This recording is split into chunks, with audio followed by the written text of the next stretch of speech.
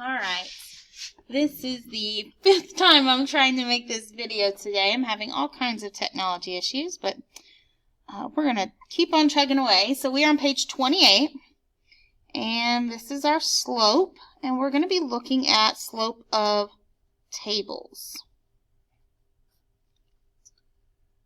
Alright, so we're going to start by actually drawing a table.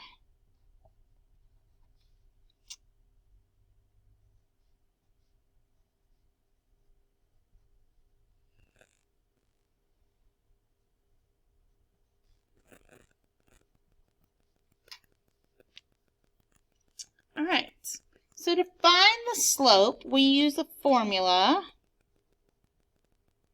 That formula is change in y over the change in x. Now, we don't want to sit there and write change in y over change in x every time, so we do have a shorthand for it, where we use a triangle, change in y over change in x.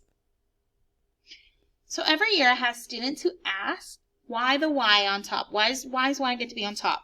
And so it's a really good question. And so let's refer back to a graph. For a graph, it's rise over run. And so we're going to be looking at our rise first. And if I look, my rise is on my y-axis. That's happening on my y's. It's changing my y values. Versus my run, which is changing my x value. This is now an x of 1, an x of 2, an x of 3, an x of 4. Well, it didn't do anything to my y. My y stayed at 5 the whole time. So it is change in y over change in x, rise over run. Now, most formula, that formula you're going to kind of have memorized, but I do want to show you on your mathematics chart, it doesn't give it to you, but it does give you the slope of a line, and it shows you that it's y2 minus y1 over x2 minus x1. And we are going to be looking at what that means. But for now, it does show me my y's are on top and my x's are on bottom, if for some reason I forget that. You can also see it gives me both my two equations we've looked at. So that is on your mathematics chart. I wanted you to know that was available. All right, so back to our notes. So our change in y over our change in x. So I'm going to come over here and I'm going to look at how are my x's changing. What does it take for me to go from 0 to 1? I added 1.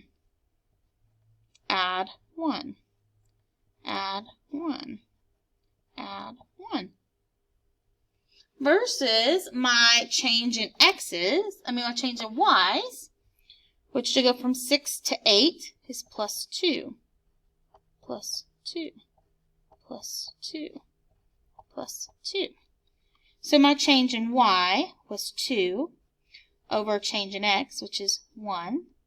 So my slope is 2. All right, so I also, just for refresher, can look at my y-intercept, which is 6. And what we're going to be practicing later this week is then taking that slope and that y-intercept and plugging it into our equation that we did, that we talked about yesterday. All right?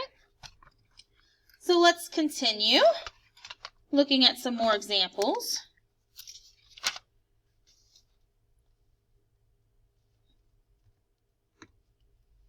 All right, so next example.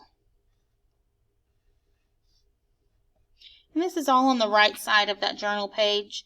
Like I said, I've done this video, I think 5 times already, and it keeps messing up. And so I've already written this all down in the journal. And so I'm writing it on a piece of paper. All right. So again, we're going to look at our change in y over our change in x. So let's look. How are my x's changing? To go from -2 to 0, I add 2. 0 to 2, add 2. 2 to 4, add 2, add 2. For my y's, -1, -1, -1, minus 1. So my change in y was a negative 1. Change in x is 2. So my slope is negative 1/2. Now you might notice that a lot of our slopes are in fractions. And we like it that way because of the rise over run. Because of this change in y and change of x. A lot of times these formulas are in fraction form, and therefore we a lot of times keep our slope as a fraction, not change it to a decimal. Because then when we graph this, this is going to give me my rise and my run, so I can plot points. And if you're like, what? That sounds overwhelming. Don't let it overwhelm you. We are taking it step by step. Sorry, I don't know if you can hear my phone buzzing and dinging. My family's wondering where I am. Told you, I've tried making this video a lot of times. I'm still at school. I'll be here for a while. It's okay. I want to make sure you get this information. Alright, so change in y over change in x. So my x's, 7 to 6 is a minus 1. Subtracting 1 all the way down. Add 4.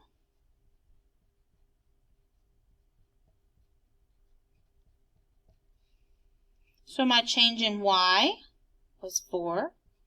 My change in x was negative 1. And 4 divided by negative 1 is just a negative 4.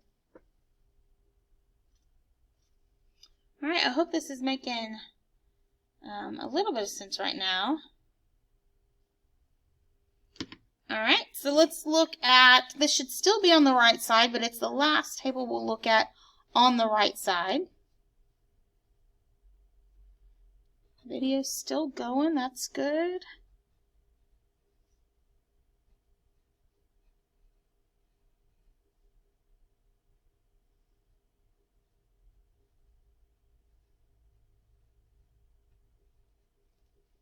Alright, oops, sorry. So there is our next table. Alright, so we're going to look at our change in y over change in x plus 4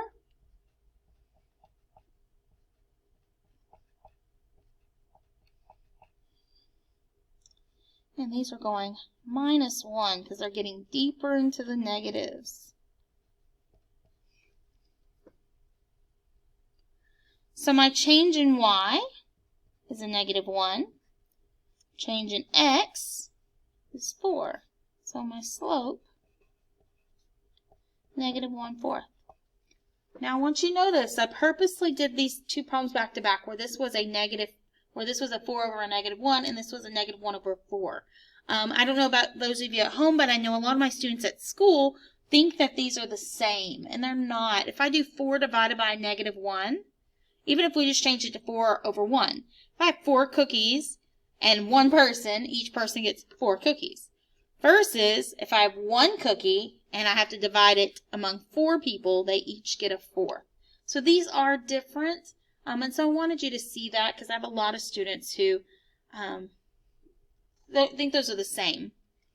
Alright, so I'm going to go back to my journal since, as you can see, I've already done it. But we're going to be on the left side now. None of my videos I've gotten this far, so yay! Maybe it's just me that's excited. Sorry, it's been a long day.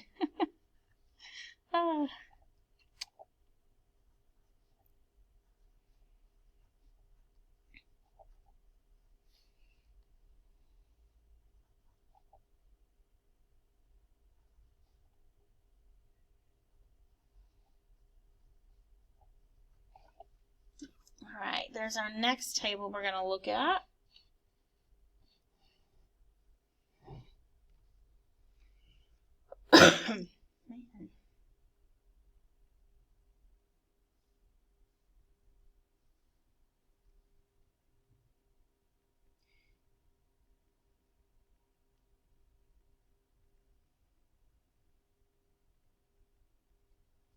Alright, so we're going to look at our change in y, or change in x. So plus 3, plus 3, plus 3, plus 3. This side's going minus 3, minus 3, minus 3, minus 3. Change in y is negative 3. Change in x is 3. Negative 3 over 3 equals negative 1.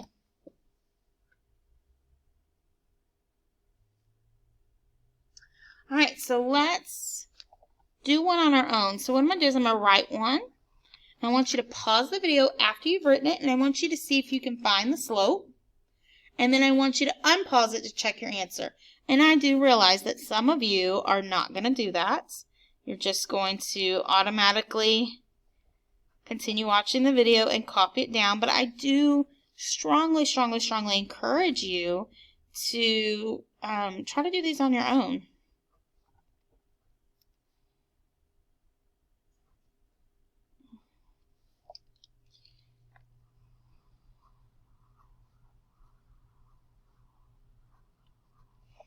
Alright, so I want you to go ahead and try that one on your own. Push pause and push play when you're ready to go over the answer. Alright, hopefully you've already attempted this problem. So we're looking at our change in y over our change in x. So we have plus 2, plus 2, plus 2, plus 2, plus 5, plus 5, plus 5, plus 5. And I did not label this as x and y, so if you'll go ahead and do that. Alright, so my change in y was 5. My change in x is 2. And this is going to surprise some of you. Maybe it won't, maybe it will. I want you to keep it as 5/2. I know it is improper. I know that it can be changed into a mixed number or a decimal. I get that. But for our purposes, we like to keep it as a fraction. Because when we graph this, we're going to want to rise over run. We're going to want to keep that fraction. So improper fractions are perfectly okay. There's nothing wrong with that at all. Alright, I'm going to give you another one to try on your own.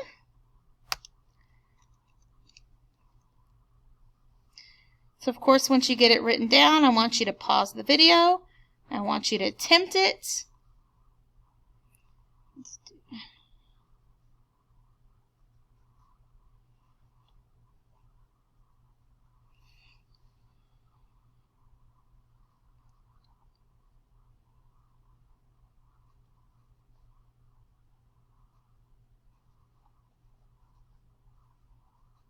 Alright, I want you to pause, try it, and when you're finished, unpause it.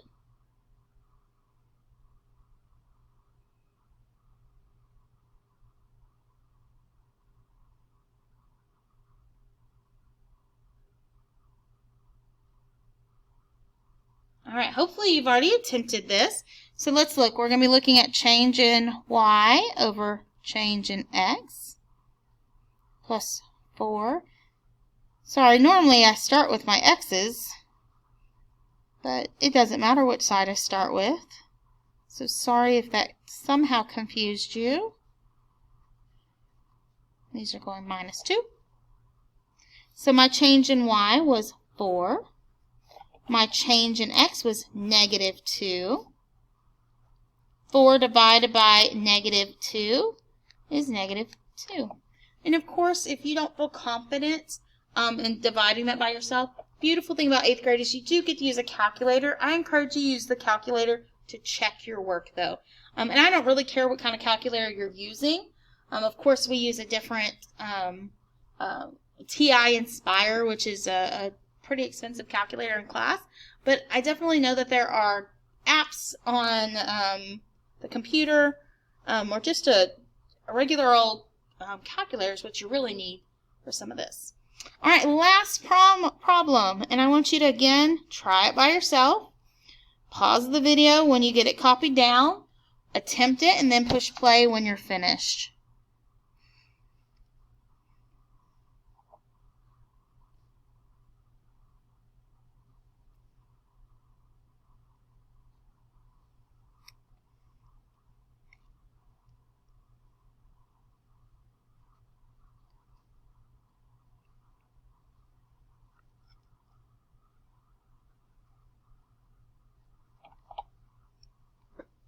All right, pause, attempt it.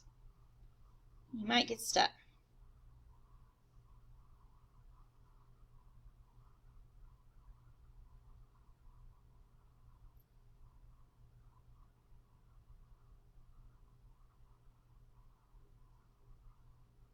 All right, so this one's a little different, and I purposely put this one last because once you started working this out, you were like, wait a second, these are not the same. And they weren't the same. You didn't get a constant. So this is a possibility of one of two things, okay? The first possibility is that it's not linear. It's not linear at all. It won't make a line, and so forth. The other thing is that, and this one actually is not linear, because you will have that consistency in your X and your Y when it is.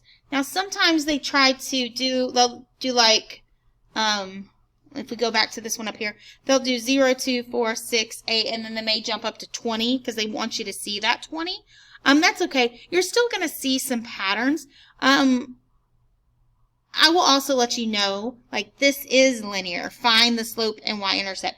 If not, it's not linear, and this one is not linear. When I plot these points, they are not going to make a straight line. Sorry to kind of trick you a little bit, but I did want you to see what happens when we don't have a consistent pattern, when we don't have a constant. Constant is something that happens on repeat. All right, if you have any questions, please let me know. This is really important stuff.